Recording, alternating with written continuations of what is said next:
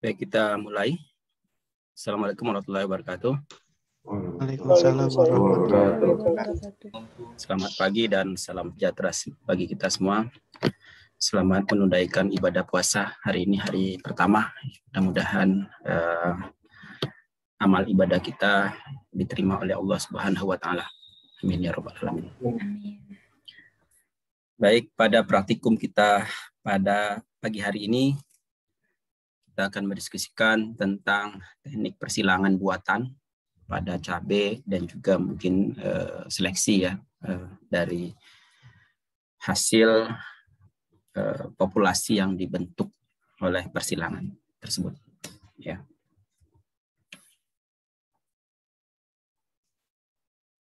Nah, persilangan buatan itu adalah penyerbukan buatan antara tetua-tetua yang berbeda genotipenya. Ya, jadi kita meletakkan polen jantan, polen ya dari tanaman yang kita siapkan sebagai jantan di kepala putik bunga yang kita siapkan sebagai betina. Jadi ikhtiar kita adalah meletakkan polen di kepala putik. Ya, itu adalah penyerbukan atau persilangan. Selanjutnya ada mekanisme untuk pembuahan tentunya ya. Jadi dengan polen yang viabel, kemudian kepala putik yang sudah siap ya untuk menerima polen, lalu memberikan semua bahan yang dibutuhkan untuk perkecambahan polen, lalu polen berkecambah, kemudian tabung polen itu memanjang, ya polen cup namanya, kemudian dalam waktu 3-4 jam tabung polen mencapai sel telur, ya, tempat untuk dibuahi, maka selanjutnya terjadi pembuahan. Ya. Nah, apa tujuan persilangan buatan? Yang pertama adalah kita ingin menggabungkan sifat-sifat yang diinginkan dari kedua tetua yang dilakukan persilangan buatan tersebut. Ya.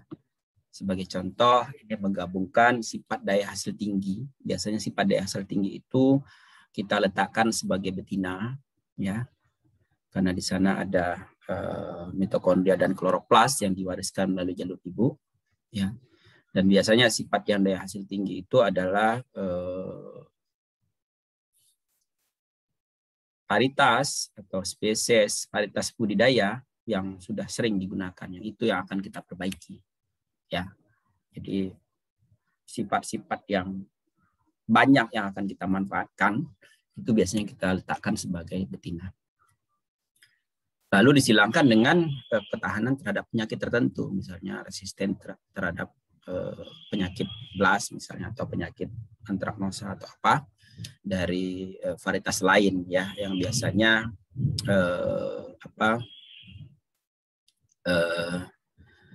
yang genotipe tahan itu karakter-karakter lain tidak terlalu optimal, ya, tidak terlalu baik, sehingga kita hanya memanfaatkan ketahanan itu. Menggabungkan sifat yang daya hasil tinggi dengan ketahanan itu dapat dilakukan melalui persilangan buatan. Yang kedua, ini memperluas keragaman genetik. Ya, jadi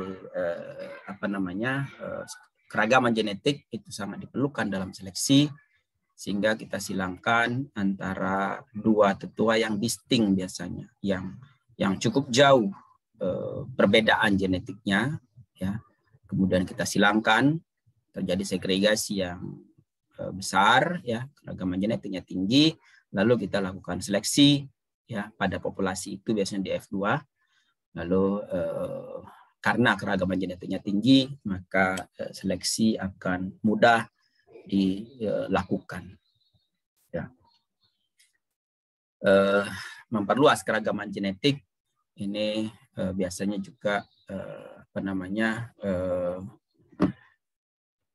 dalam rangka untuk meningkatkan keragaman genetik yang ada, karena misalnya varietas-varietasnya itu sudah mulai melandai produktivitasnya atau melandai karakter-karakter baiknya, ya, dan sudah mulai genetiknya sudah mulai sempit, ya. Yang ketiga, sesungguhnya persilangan buatan ada juga untuk ini, studi pewarisan. Ini belum saya masukkan, ya, studi pewarisan. Nah, untuk tujuan ini silangan buatan ini disilangkan antara dua tetua yang akan kita kaji genetiknya, yang biasanya distinct, ya, untuk karakter yang akan kita kaji. Ya, jadi misalnya ketahanan penyakit berarti harus yang tahan dengan yang peka, ya, tanpa melihat karakter yang lain, ya. Kalau untuk menggabungkan sifat-sifat yang penting, memperluas keragaman genetik, kita harus tahu karakter-karakter yang lainnya. Tapi kalau untuk studi pewarisan, yang kita fokuskan adalah karakter-karakter yang akan kita kaji, ya. Nah, kita silangkan yang sangat distinct, sangat tahan dengan sangat rentan, ya. Kalau menggabungkan sifat-sifat penting, kita juga menyilangkan biasanya tahan dengan rentan, tapi yang rentan harus ada sifat baiknya, karena itu yang kita gabungkan. Kalau untuk persilangan buatan, yang rentan tidak peduli karakter yang lainnya. Nah, yang keempat, membentuk hibrida, memproduksi benih hibrida. Ya, memproduksi benih-benih hibrida pada tanaman-tanaman tertentu. Ya, ini dilakukan melalui persilangan buatan. Ya. Kalau untuk tanaman yang ini persilangan alami bisa dilakukan, ya, tapi didesain. Misalnya jagung itu sebetulnya persilangan alami, tapi didesain agar terjadi penyerbukan antara tetua-tetua yang kita inginkan. Ya, pada cabai ini betul-betul persilangan yang dilakukan oleh kita, jadi meletakkan polen di kepala putik secara manual. Ya, nah ini adalah tujuan persilangan.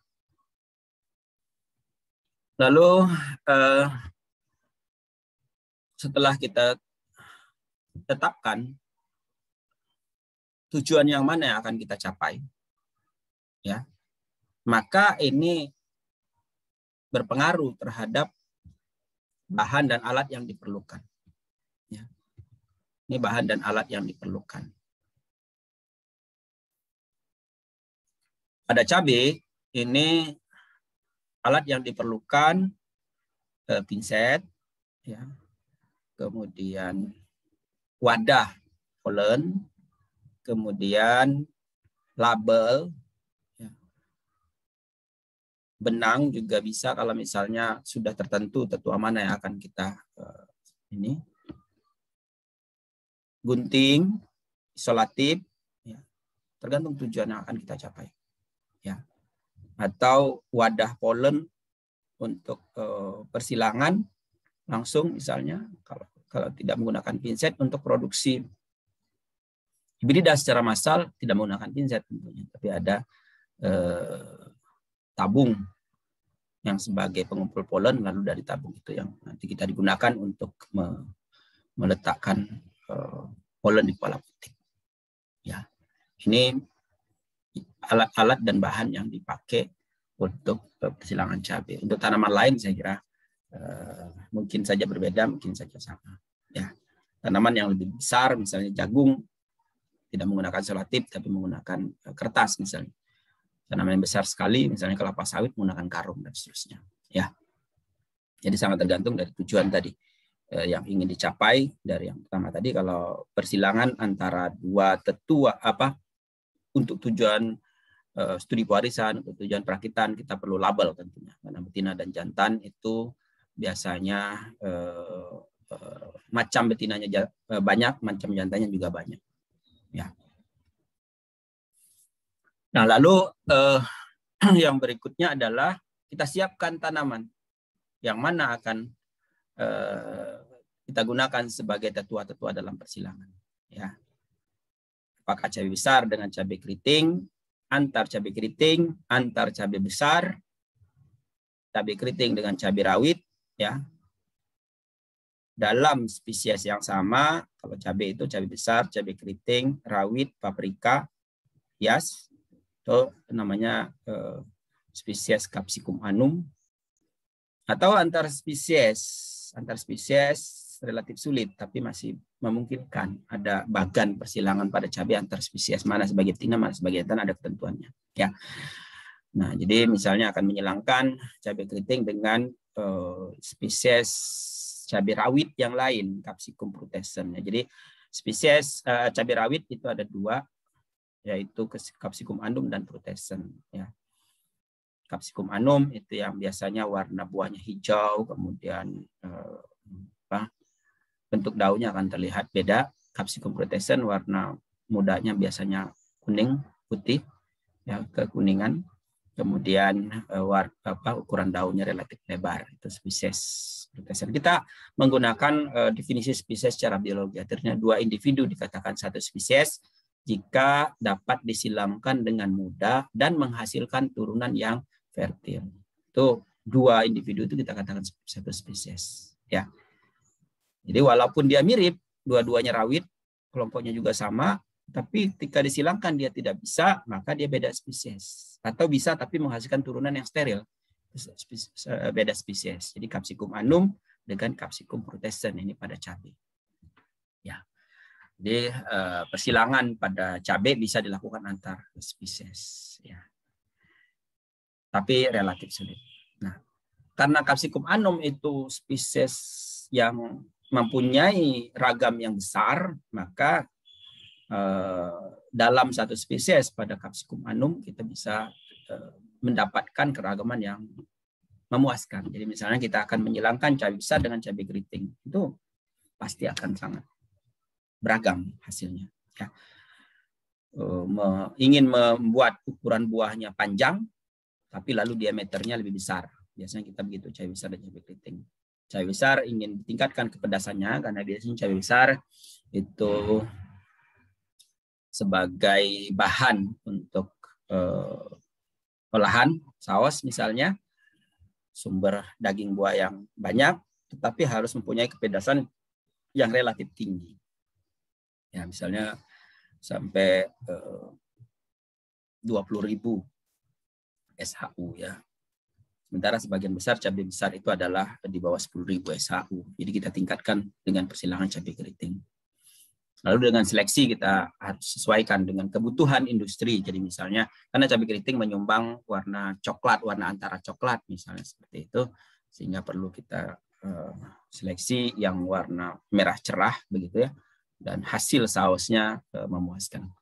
Lalu kita bisa juga karena cabai ini mempunyai 2 alat kelamin dalam satu bunga, maka kita lakukan persilangan resiprokal misalnya.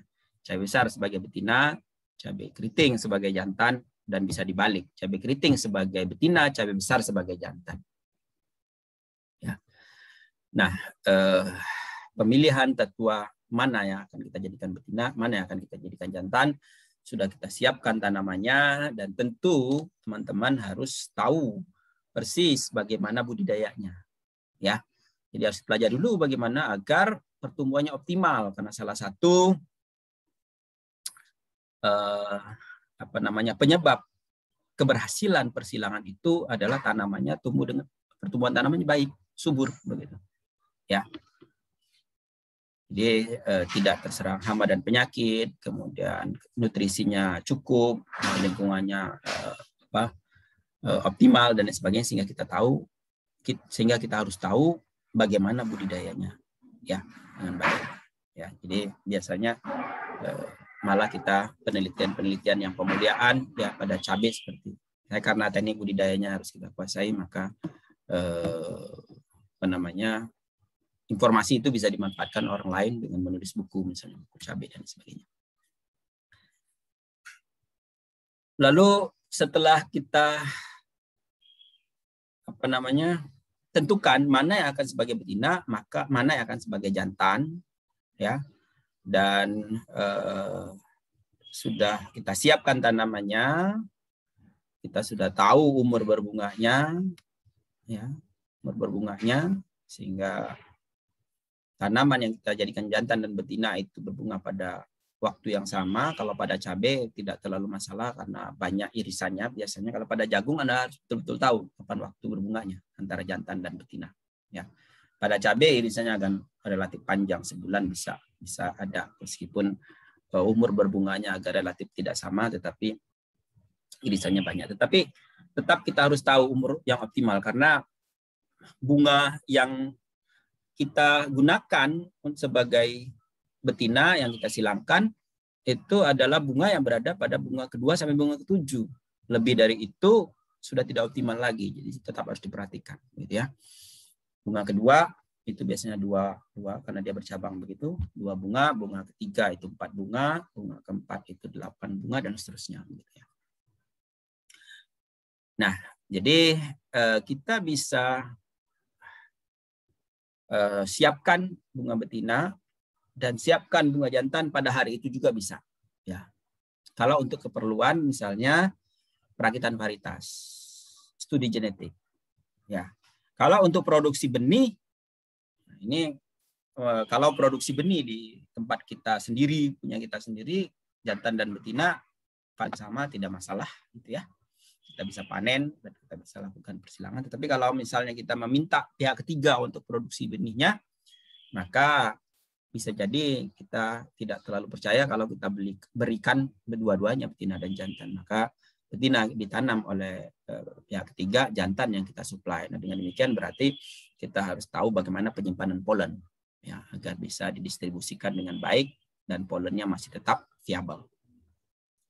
Nah, bunga betina yang siap untuk disilangkan pada hari itu ya, adalah bunga yang akan mekar pada hari itu. Nah, mungkin agak berbeda dengan padi, mungkin agak berbeda dengan padi, mungkin akan relatif sama. Tapi misalnya kacang panjang, ya, kacang panjang mungkin berbeda, ya, karena kalau cabai itu dia akan mekar sekitar pukul 7.30, jam 8 gitu dia akan mekar. Jika kastrasi atau pemilihan bunga betina yang siap dilakukan persilangan itu bisa dilakukan pada pagi hari atau sore hari sebelumnya. Nah, ini kalau kita lihat ini ujungnya sudah mulai membuka, kemudian kita yakin bahwa ini adalah bunga yang siap untuk, atau bunga yang kita sebut dengan reseptif. Bunga yang siap untuk menerima polen. Ya. Kalau yang ukurannya masih di bawah ini, misalnya ini malah 2 hari lagi, maka itu terlalu lama karena dia berarti bukan hari ini, besoknya. Polennya akan terlalu lama di kepala putih. Ya. Nah, ini adalah bunga betina yang reseptif. Bunga betina yang siap menerima polen. Ya, kita bisa gunakan bunga yang seperti ini dan kita lakukan tersiapkan pada pagi harinya sebelum nanti kita lakukan persilangan setelah itu. Ya. Lalu dilakukan kastrasi pada bunga betina tersebut yang sudah terpilih. Ya. Jadi kalau misalnya dia sudah mekar, mungkin tidak bisa kita pilih kalau untuk tujuan persilangan untuk studi genetik atau untuk perluasan keragaman genetik, studi genetik utamanya, maka jangan menggunakan bunga yang sudah membuka karena penyerbukan dibantu oleh serangga. Sehingga kita tidak tahu apakah serangga sudah mampir atau belum. Kalau sudah membuka maka serangga dia pasti akan mampir dan serangga akan datang pada jam yang sama. Jadi jam 7 terus begitu ya. Besoknya jam 7 gitu ya. Lagi dan seterusnya. Bisa jadi jam 30 dia sudah datang kalau sudah banyak bunga yang mekar. Tapi biasanya dia akan datang ketika bunga sudah mulai mekar. Jam 7, jam 7.30 atau jam 8 gitu. Paling banyak itu serangga yang datang dan lebah madu biasanya. Sementara kalau dia tidak dibantu oleh angin sehingga tidak ada masalah. Nah, karena dibantu oleh serangga maka harus hati-hati dengan pemilihan bunga betina ini. Ya. Jangan sampai dia sudah tercemar oleh polen lain ya, karena bantuan serangga. Selanjutnya kita lakukan kastrasi pada bunga betina. membuang bagian-bagian dari bunga selain daripada polen ya. Kastrasi itu misalnya mahkota atau daun, kalau daunnya mengganggu, daun yang langsung berdekatan dengan bunga dibuang. Yang utama kastrasi itu adalah membuang mahkotanya. Ya. Bisa menggunakan pinset atau bisa sekaligus nanti dengan emaskulasi dengan memelintir ya bunga tersebut, karena polen itu biasanya melekat pada mahkota, sehingga ketika mahkotanya dibuang, polen juga ikut terbuang. Ya. Nah, ini adalah emaskulasi. Jadi tadi kastrasi membuang mahkota, emaskulasi membuang polen, kotak polennya. Ya. Hitung ada jumlahnya berapa, begitu ya. 5 misalnya. Kemudian dibuang menggunakan pinset, ya. Atau nanti dipelintir. Kastrasi dan emaskulasi dilakukan sekaligus. Ini istimewanya pada cabai, kastrasi dan emaskulasi bisa dilakukan sekaligus. Ya. Nah, kastrasi dan emaskulasi ini bisa dilakukan pada pagi hari, ya. Misalnya jam 6, semua dilakukan kastrasi emaskulasi. Tanaman-tanaman akan diperlukan semua, ya. Misalnya, kemudian setelah itu baru dilakukan penyetukan. Misalnya seperti itu. Ya, untuk mengejar agar tidak didahului oleh serangga. Kastrasi dan emaskulasi dilakukan langsung begitu.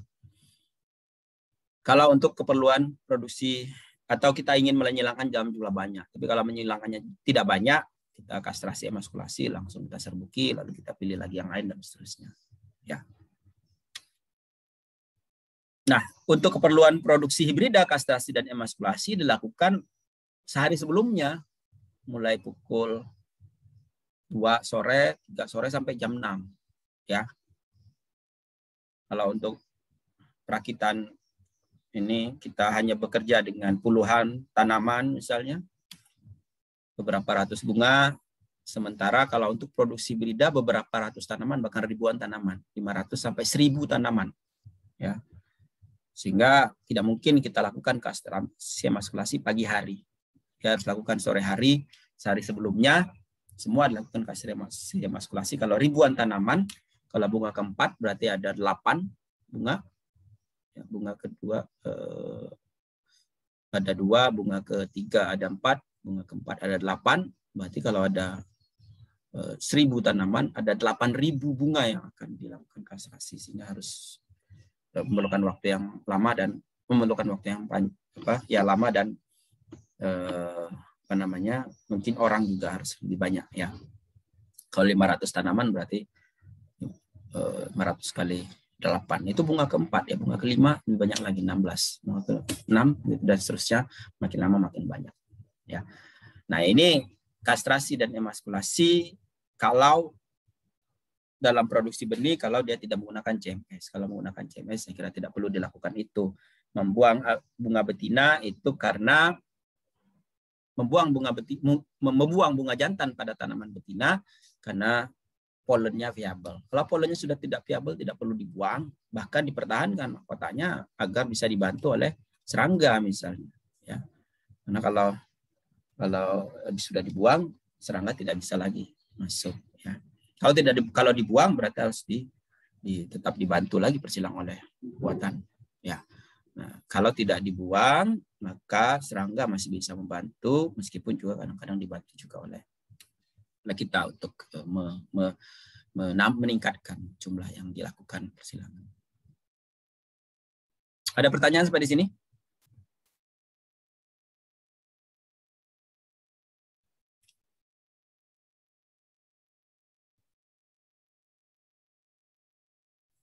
Nah, ini adalah bunga betina yang siap diserbuki. Saya kira teman-teman yang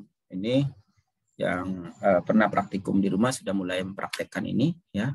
Bunga betina yang siap diserbuki. Lalu ini adalah setelah kastrasi dan emaskulasi sudah siap bunga betinanya, maka bunga jantan kita ambil, ya. Yang siap digunakan ini adalah yang sudah mahkotanya membuka, tapi polennya belum pecah. agar tidak tercemar. Ya, ini kalau kita gunakan langsung. Sementara kalau kita simpan terlebih dahulu, tidak apa-apa yang belum membuka, tetapi yang sudah siap, yang pada hari itu akan mekar ya, sehingga polennya sudah optimal, lalu dipanen semuanya. Ya, dan tentu ada pengeringan ya, pengeringan polen itu menggunakan alat tertentu, bisa menggunakan lampu atau dikeringkan di ruangan ber-AC. Kemudian wadahnya misalnya wadah yang dari logam agar suhunya meningkat. Ya. Jangan dikeringkan menggunakan cahaya matahari, nanti polennya akan mati. Ya. Ini buka jantan yang siap digunakan. Ya, kalau kita akan menggunakan langsung, maka anternya diambil langsung menggunakan pinset. Ya, dari sisi kiri dan sisi kanan. Ya.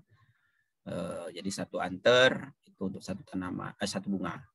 Ya, satu bunga betina. Bisa untuk 2 bunga betina kalau Anda sudah terlatih.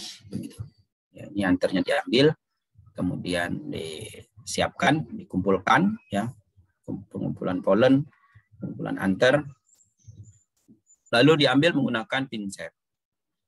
Oleh karena itu, gunakan pinset yang ujungnya relatif runcing. Tidak runcing sekali, tidak runcing sekali, biasanya diasah, gitu ya. Itu biasanya untuk padi barangkali. Karena ini yang penting adalah ujungnya tidak terlalu tumpul.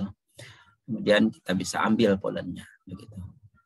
Ya, menggunakan pinset yang ujungnya bergerigi kalau bisa, ya, sehingga polennya bisa lebih mudah untuk diambil. Ya. Nah, lalu letakkan polen di kepala putik, ya, tahan, ya, pegang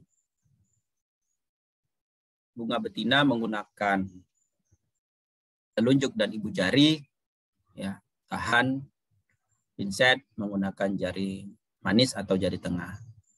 Ya. Kita letakkan polennya di kepala putik sebanyak mungkin. Jadi kalau misalnya di kepala putik sudah terlihat ada polen di sana, maka sesungguhnya itu sudah ribuan. Ya. Karena satu titik polen itu sulit dilihat oleh mata, sehingga kalau sudah banyak itu, maka sudah ribuan. Ini sangat penting ya.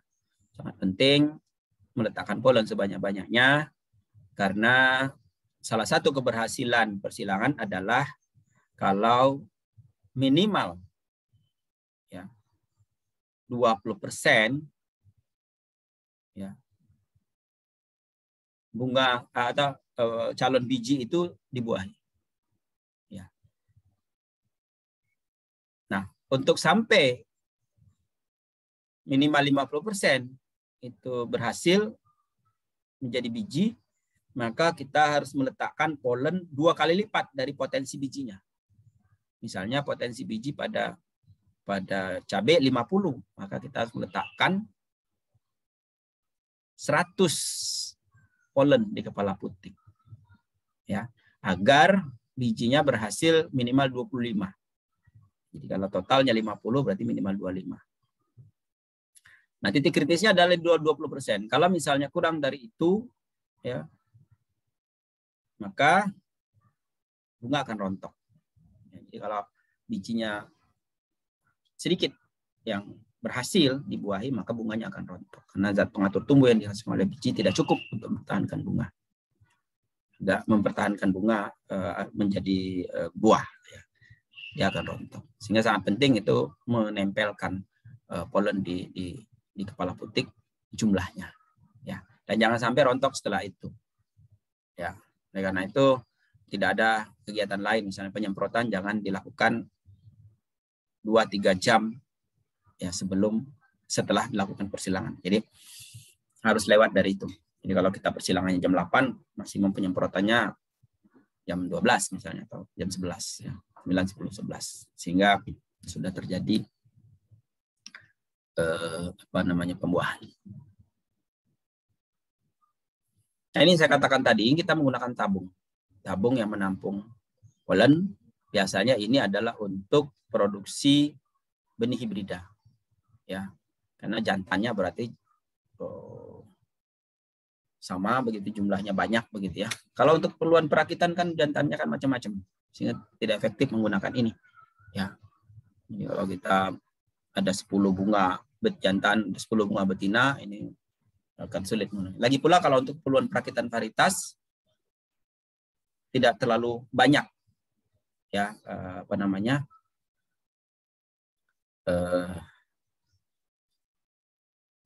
buah atau biji yang dihasilkan ya. Jadi 1 persilangan, 2 persilangan barangkali bisa sudah cukup. Tapi kalau untuk produksi hibrida sebanyak mungkin ya biji yang dihasilkan. Lalu kemudian untuk perakitan varietas perlu label. Label itu dari plastik ya, agar dia tahan air. Kemudian menggunakan spidol permanen yang juga tahan air ya. Kemudian menggunakan benang juga harus benang yang tidak terlalu halus, tidak terlalu besar ya, tidak mengganggu. Lalu informasi yang kita letakkan di label itu adalah kalau perlu nomor di lapangan, tapi yang terpenting adalah waktu persilangan yang utama. Ya, ini yang sebelah kanan misalnya waktu persilangan itu tanggal 15 bulan 4 tahun 2020. Kemudian informasi tetua betina dan jantan. Kita sudah sepakat ladies first. Tetua betina diletakkan pertama kali. 002 dengan 005, C002 dan C05, C002 itu adalah betina, C005 itu adalah jantan. Ya. Dua-duanya harus ditulis. Ya, meskipun ada beberapa juga video yang betinanya tidak ditulis karena sudah tahu bahwa kita cantolkan di situ pasti betina. Tapi kita harapkan label ini digunakan seterusnya sampai dia panen, sampai kita ekstraksi benih. Ya, jadi kalau Anda tidak menuliskan betinanya, maka harus dilabel ulang nanti pada saat kita mulai ekstraksi benih nanti ketika panen. Ini akan agak merepotkan. Ya. Jadi tetua betina ditulis. Kode penyilang kalau penyilangnya banyak, ya. Setidaknya 3 itu yang digunakan. Lalu kita letakkan ya labelnya di bunga, bukan di batang atau di tangkai. Di tangkai bunganya langsung, bukan di batangnya. Ada berapa yang saya lihat itu di batangnya ini. Kemarin deh mahasiswa S1 udah bilang letakkan di bunga, letakkannya di tangkai. Karena kalau di tangkai, kalau dia turun nanti akan bingung ini bunga yang mana gitu ya. Atau kalau dia agak terlalu naik itu akan bingung. Ini bunga yang di atas atau bunga yang di bawah. Sehingga kalau diletakkan di tangkai bunganya, kalau dia rontok ikut rontok juga. Ya, lepas. Ya, tidak akan membingungkan karena posisi label. Ya.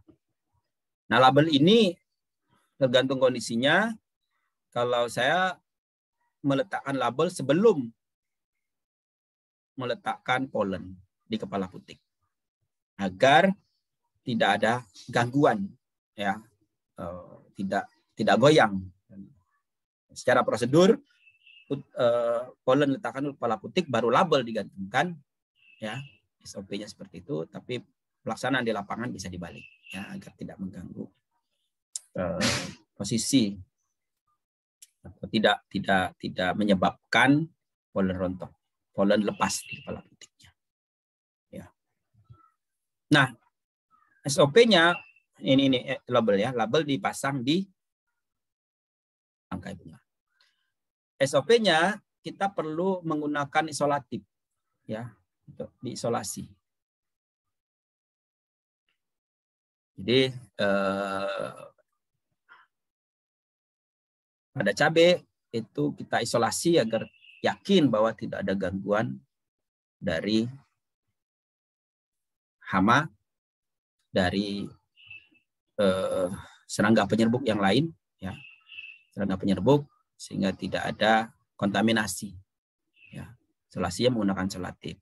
Ya, kalau pada jagung wajib hukumnya karena jagung itu dibantu oleh angin sehingga wajib ditutup. Tapi kalau pada cabai ya karena mahkotanya sudah dibuang dan dibantu oleh serangga biasanya tidak terlalu tertarik dengan mahkota yang sudah dibuang bunganya. Ya. bunga yang mahkota yang sudah dibuang itu tidak akan lagi diganggu oleh lebah. Ya, yang dikhawatirkan kalau dia lewat begitu ya, terus polennya berterbangan lalu nempel di kepala putik. Ya, jadi pencemarnya hanya itu yang kita khawatirkan. Maka SOP-nya menggunakan selotip dan harus hati-hati menggunakan selotip, jangan sampai goyang karena kalau selotipnya berkali-kali bergesek maka polennya nempel di selotip, malahnya tidak menempel di kepala putik. Nah, ini adalah bunga yang telah diserbuki, ada tanggalnya, ada kode tetua. Biasanya kalau kita melakukan kegiatan ini, kita sederhanakan kodenya, nomor-nomor saja, dan kita punya catatan sendiri, 17 itu apa, 19 itu apa, agar lebih mudah dalam pembuatan label. Ya, nggak usah panjang-panjang, kalau panjang-panjang nanti terlalu banyak menghabiskan waktu. Jadi dari mulai tadi kastrasi emaskulasi sampai kepada bolen diserbuki ini hanya perlu waktu 1 menit. Ini adalah putik yang telah berkembang. Jadi 2 hari 3 hari kemudian akan ketahuan mana kira-kira yang berhasil. Ya, ini berhasil semua. Ini kelihatan bahwa dia ukuran buahnya bertambah besar 2-3 cm. Ya, dalam 3 hari dia akan rontok kalau misalnya tidak terjadi pembuahan atau ada gangguan dalam pembuahan. Ya. Jadi kadang-kadang dia masih bertahan, ada kemungkinan 1-2 biji terserbuki, kadang-kadang dia bertahan tapi tidak berkembang. Jadi misalnya sampai 1 minggu itu nggak rontok-rontok, tapi juga tidak berkembang begitu. Ya. Nah, jadi faktor apa saja yang menyebabkan keberhasilan persilangan buatan? Ini jadi sangat penting bagi Anda untuk diperhatikan. Yang pertama, tentu kesuburan tanaman, saya sudah sampaikan tadi. Yang kedua adalah posisi bunga yang dilakukan persilangan. Bunga berapa? 2-7. Lewat dari itu sudah terlalu tua. Yang ketiga, kesehatan tanaman. Ini terserang penyakit atau tidak. Saya kira ini kaitannya dengan pertama tadi. Kalau dia sakit, apalagi kalau kena virus misalnya, itu tanaman merana, buah akan rontok. Ya.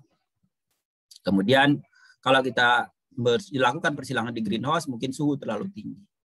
Ada gangguan-gangguan lain yang menyebabkan dia rontok. Tadi suhu terlalu tinggi, kemudian ada kena air kalau dia di luar, hujan dan lain sebagainya, itu juga mempengaruhi. Dan yang ketiga, yang berikutnya tentu adalah keterampilan kita. Ya, seberapa terampil kita melakukan ini. Kalau kita sudah sering, misalnya sehari 120 bunga, berarti 2 jam ya, karena 1 menit 1 bunga. Ya, 120 bunga lakukan ini, maka dalam waktu 1 bulan saya kira Anda akan terampil, berhasilannya akan tinggi. Ada pertanyaan sampai di sini? Izin menyampaikan, Prof. Silakan. Ada teman kami yang terkendala masuk Zoom meeting karena belum di-accept gitu, Prof. Accept ya. Sebentar.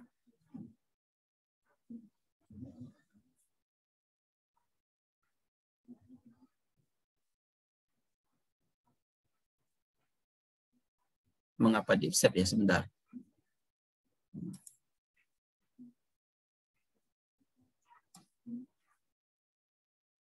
Tidak ada di sini. Baik, Prof. Saya juga sedang koordinasi dengan teman yang tidak bisa masukin. Tidak ada di partisipan, karena kan saya tadi sudah security-nya sudah saya buang, enable waiting room, tidak ada waiting room sesungguhnya. Tadi saya coba ini, Mas Andi, saya coba suruh keluar dulu, lalu coba klik lagi linknya, gitu. Semoga, semoga sudah bisa, semoga. Nah, semoga sudah bisa masuk karena tidak ada di dalam list partisipan yang di waiting room. Ya, mungkin tadi pada saat titik saya buka security-nya, saya buka enable waiting room-nya, dia berada di titik itu. Setelah saya admit all gitu, berada di titik itu dia baru masuk gitu. Dia harus keluar dulu ketika itu bisa harusnya. Baik, Prof. Terima kasih. Ya. Ada pertanyaan lain, silakan. Izin, Prof. Silakan, Mas Rizky. Ya, terkait selotip tadi, Prof, katanya kan kalau di cabai ini tidak terlalu penting ya, Prof. Ya. Itu untuk masa lamanya selotip itu berapa lama sehingga dia harus bisa dilepas? Dan apa konsekuensi jika memang kita tidak menggunakan solatif itu? Apakah memang potensi tercemarnya besar atau bagaimana, Prof? Terima kasih. Ya, baik Mas Rizky. Terima kasih atas pertanyaannya. Ya, jadi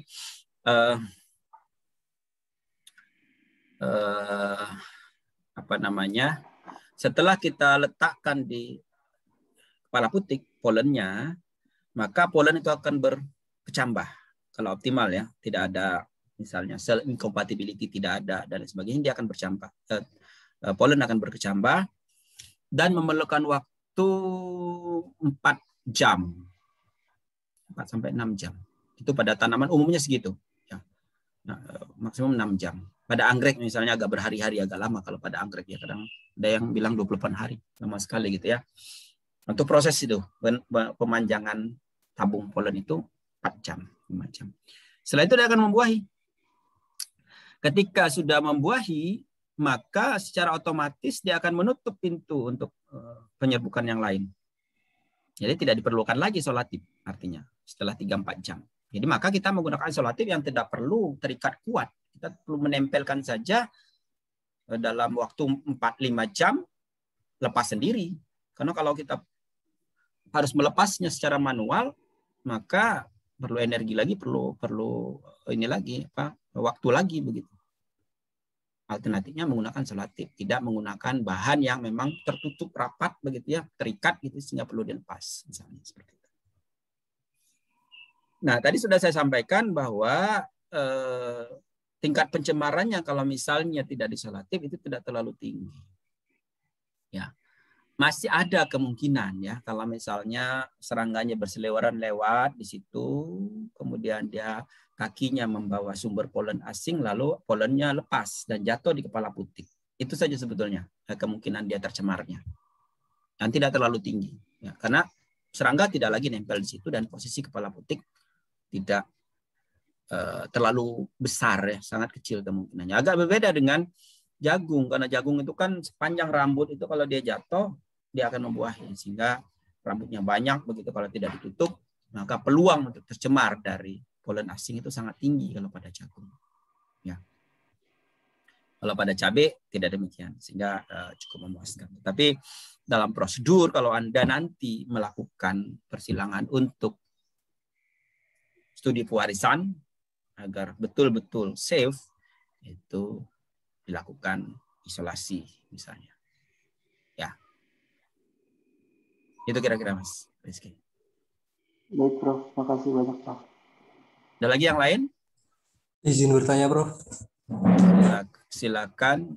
Ya, terkait gini, untuk polinasi itu apakah bisa juga untuk selain untuk dalam program persilangan, apakah akan sama tekniknya ketika digunakan saat misal diproduksi buah kurma, diproduksi buah naga gitu, Prof. Mereka melakukan polinasi untuk meningkatkan ukuran buah atau meningkatkan jumlah buah. Lah di tanaman kelapa itu saya pernah menemukan ada manggar yang kehilangan semua calon buahnya karena abortus gitu, Prof. Apakah perlu dilakukan polinasi juga, Prof, di saat seperti itu? Ya, bagus saya kira pertanyaannya Mas Eko ya. Jadi tadi sudah ada 4 tujuan untuk persilangan tadi untuk produksi hibrida. Yang kelima yang ditanyakan Mas Eko ini untuk meningkatkan kualitas buah. Pada buah naga itu kalau tidak dibantu maka buahnya ada tapi kecil-kecil. Untuk kurma buahnya ada tapi tidak lebat. Jadi dia memanfaatkan partenokarpi barangkali. Ya, tadi tidak lebat. Ya, itu ada dalam hadis Nabi ya. Bahwa ketika dia lewat, kok untuk apa diserbuki? Itu pekerjaan yang sia-sia, kata Rasul ya. Lalu kemudian orang akhirnya berhenti melakukan penyerbukan dan produksinya rendah, lalu diadukan lagi ke Rasul bahwa ini akibat tidak diserbuki jadinya ini. Lalu Rasul menyatakan Anda tahu apa yang Anda kerjakan. Jadi artinya lanjutkan penyerbukan pada kurma. Nah, jadi pada kurma meningkatkan kualitas dan produktivitas. Maka dilakukan penyerbukan buatan. Demikian juga pada buah naga. Nah, oleh karena itu waktu penyerbukan dan aseptif, reseptif dan antesis ya. Reseptif dan antesis itu sangat penting. Maka buah naga itu disilangkan jam 11 malam, jam 12 malam misalnya. Karena disitulah posisi dia reseptif optimal. Karena kalau sebelum itu mungkin posisi atau jantannya terganggu begitu sehingga pembuahan tidak optimal. Ya, bisa dilakukan sebelum itu sebetulnya. Jadi perhatikan jantannya harus menunggu beberapa jam di kepala putik. Nah ini kadang-kadang ada gangguan, ada hujan dan segala macam. Itu menjadi tidak optimal. Maka orang menyerbuki buah naga itu jam 11 malam misalnya. Gitu. Nggak pas karena dia terjadi pembuahan itu di jam segitu. Ya, jadi sangat betul bahwa penyerbukan adalah untuk meningkatkan kualitas. Bahkan pada tanaman durian ada efek metaksinia kemungkinan ya. Jadi ketika dia diserbuki oleh polen yang tertentu, maka kualitas buahnya akan semakin meningkat, aromanya semakin baik bagi yang suka ya tentunya. Dan rasa semakin bagus, ada efek metaksinia. Tidak semua tanaman ada efek metaksinia ya, akibat dari polen. Jagung ada efek metaksinia juga ya. Jadi ketika ada polen asing yang masuk, maka warna akan berbeda atau kandungan pati akan berbeda. Pada jagung manis ada efek metaksinia tentunya. Kalau ada polen asing dari jagung pipil, penyerbukan di situ, maka jagung manis menjadi tidak manis. Kandungan patinya menjadi meningkat begitu. Itu adalah salah satu tujuan juga melakukan persilangan atau penyerbukan buatan. Makasih Mas Eko. Ada lagi yang lain? Prof, izin bertanya. Silakan. Tentang persilangan cabai tadi, kalau boleh tahu cabai itu setelah diemansipasi semua paginya itu kuat berapa lama ya Prof? Kuat reseptif berapa lama seperti itu, kemudian untuk yang polennya itu kuat berapa lama untuk disimpannya? Terima kasih Prof. Baik Mas Andi ya. Jadi cabai cukup istimewa ya dia. Misalnya kita lakukan kastrasi emaskulasi sore harinya, maka dia masih bisa digunakan besoknya. Jadi dia ada jam reseptifnya. Jadi misalnya jam 8 dia mulai reseptif atau 7.30 dia mulai reseptif sampai jam 11, jam 12 dia reseptif. Biasanya jam 1 masih bisa, 12 jam 1. Lewat dari itu sudah tidak reseptif lagi. Jadi dia hanya 1 hari itu saja reseptifnya. Ya. Mulai jam start jam 7.30 sampai jam 1 atau jam 12 tergantung dari suhu lingkungan. Maka orang masih bisa menyilangkan mulai jam 7.30 terus sampai jam 11. Lewat dari itu kepala putiknya atau sel telurnya sudah tidak mau lagi menerima itu. Jadi untuk keperluan produksi benih hibrida dikejar di jam 7.30 itu sampai jam 12. Masih bisa dilakukan penyerbukan. Dengan catatan tadi sudah lakukan kastrasi emaskulasi agar tidak terjadi selektin.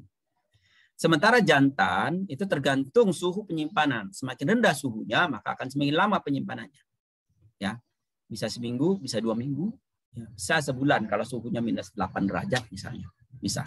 Ya, tapi kalau suhunya seed storage misalnya atau di suhu ruang maka bertahannya sehari atau 2 hari. Ya, lebih dari itu dia sudah tidak viable. Viabilitas itu kita standarnya 60%. Kurang dari 60%, viable tidak bisa dipakai lagi. Nah, kalau kita melakukan penyimpanan polen untuk produksi benih hibrida, maka harus diperhatikan viabilitas polen. Cek dulu sebelum pengiriman. Ya, beberapa perusahaan saya kira ada flow cytometry untuk cek viabilitas polen atau menggunakan kalium iodida menggunakan mikroskop biasa, saya kira bisa dihitung berapa persen. Gitu. Kalau kurang dari 60% sudah tidak bisa dipakai. Ya. Bisa digunakan sebagai pencampur. Nah, sebelum dikirim itu dicampur dulu menggunakan bedak karena polen mahal begitu sehingga dicampur dulu ya dengan perbandingan tertentu. Nah, jadi saya kira teman-teman di reproduksi di Bu Endah kalau di benih itu dan tim itu mengkaji banyak hal tentang penyimpanan polen, pengeringan, mulai dari pengeringan. Penyimpannya di mana? Apakah suhu ruang, kemudian di cold storage, seed storage, ya, freezer, di kulkas, begitu. Mana yang optimum? Ya. Kemudian pengeringan juga begitu. Dikeringkan dengan suhu ruang, dikeringkan AC, dipanasi dengan menggunakan lampu, ya, dan seterusnya. Itu juga bagian dari itu. Kemudian berapa lama dia mesti viable. Lalu berapa persen alat pencampurnya. Bisa bedak, ya, bisa juga polen yang sudah mati sebagai pencampur juga itu. Polen sudah mati dijadikan pencampur untuk ini. Ya. Tapi kalau kita untuk produksi sendiri nggak usah dicampur, saya kira semakin segar semakin baik ya. Kalau untuk produksi benih hibrida karena perlu polen yang banyak itu perlu pencampur. Itu saya kira Mas Andi. Baik, terima kasih banyak Prof. Ya, sama. Ada lagi yang lain?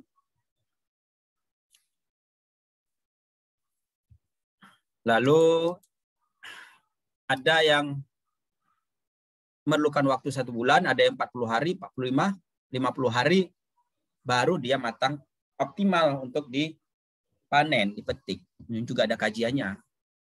Apakah 50% merah, 70% warna merah, 25% warna merah, mana kira-kira yang optimal untuk dipanen? Ya. Kalau kita warnanya merah sempurna, itu sudah siap untuk dipanen. Lakukan ekstraksi, kemudian dikeluarkan, kemudian dijemur pada suhu pada pagi hari, saya kira, ya, maksimum jam 10 atau jam 11, jangan sampai terlalu tinggi suhunya. Kemudian dibiarkan di suhu ruang 3-4 hari, siap untuk disimpan. Ya. Untuk produksi benih hibrida, saya kira ada alat untuk ekstraktornya, ya,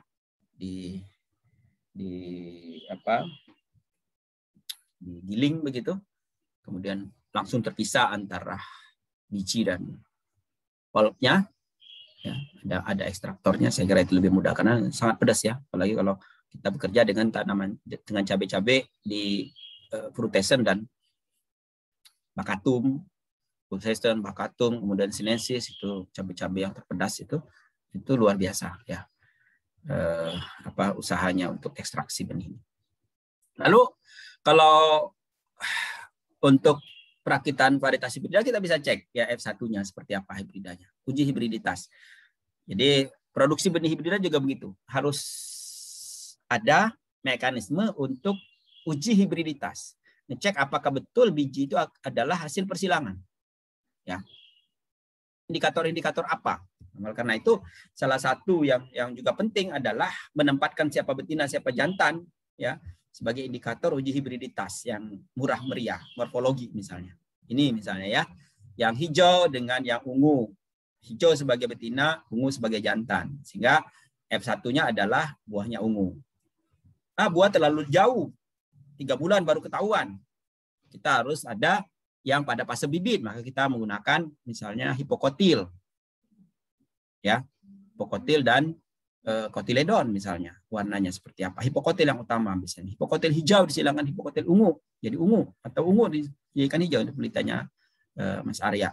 Jadi apa? Nah, ini indikator-indikator itu sangat penting. Semakin cepat kita tahu bahwa itu adalah hasil persilangan, semakin baik, karena berhubungan dengan, kalau produksi benih hibrida berhubungan dengan pihak ketiga yang harus dibayar. Petani itu dibayar ketika uji hibriditasnya clear bahwa itu adalah betul hibrida. Kalau ada sekian persennya bukan hibrida, maka kita perlu sampaikan kepada petani bahwa ada campuran, itu tidak bisa jadi hibrida. Uji hibriditas. Sekarang uji hibriditas bisa menggunakan molekuler DNA ya. Jadi pada level bibit itu sudah ketahuan, 2 minggu sudah ketahuan. Ya. Tanaman tertentu harus sampai level buah misalnya untuk yakin bahwa itu betul adalah benih hibridanya dari sampel-sampel yang dikirimkan, dari sampel-sampel yang biji-bijiannya hasilkan. Itu uji hibriditas. Nah, untuk kita perakitan varietas hibrida harus tahu juga bahwa F1-nya udah betul adalah hasil persilangan. Perlu kita lihat ya di lapangan. Baru kita lanjutkan ke F2, F3, F4. Lalu kita evaluasi di situ apakah kita akan melakukan seleksi menggunakan pedigree, seleksi bulk, kalau nanti kita akan merakit varietas bersari bebas atau galur murni pada cabai, ya, karena cabai itu tanaman intermediate, bisa menjadi varietas galur murni, bisa menjadi varietas hibrida.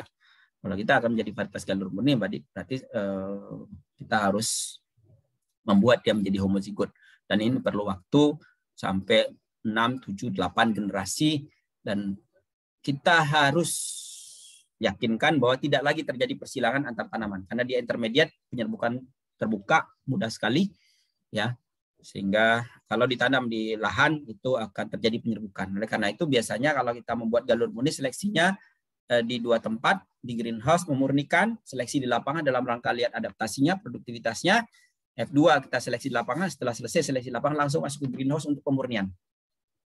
Atau shuttle breeding, bolak-balik gitu.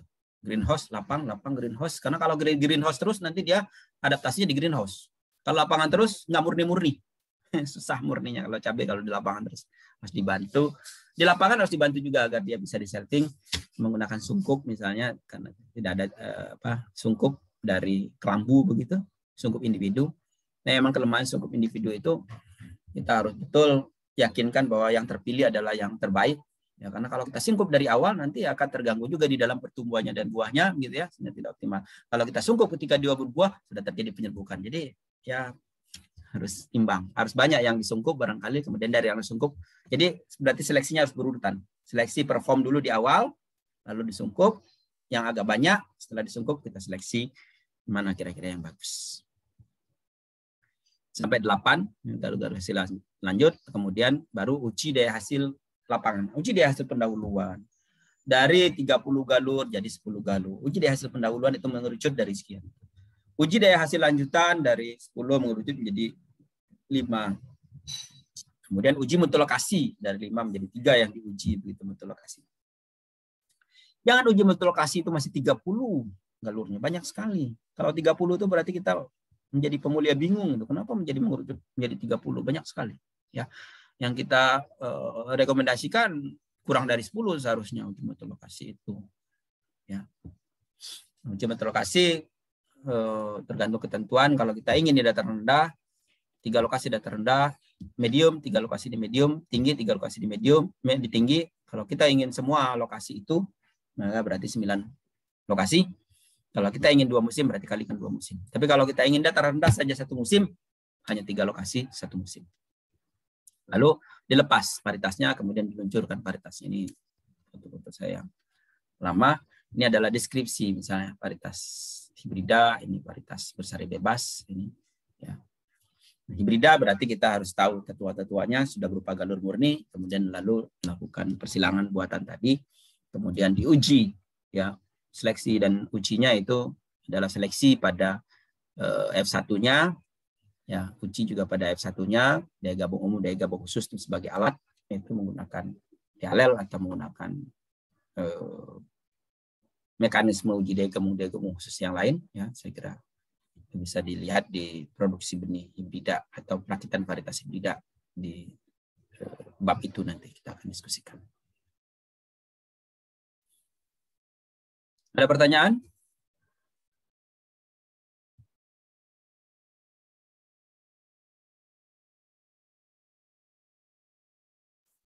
Nah, tadi kalau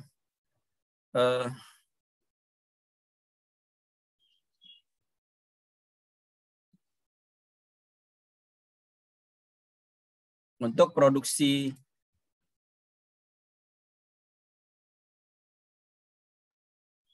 atau untuk perakitan untuk persilangan buatan pada cabai, ini dapat Anda lihat di YouTube ya.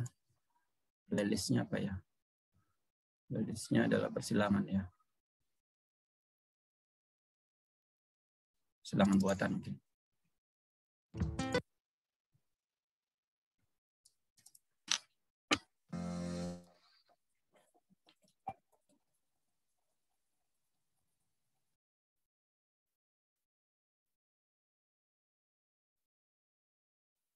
Apakah suaranya terdengar? Tidak ada. Tidak ada suaranya, Prof. Apakah suara terdengar? Suara Prof terdengar, tapi suara video tidak. Terdengar, Pak Syukur, jelas.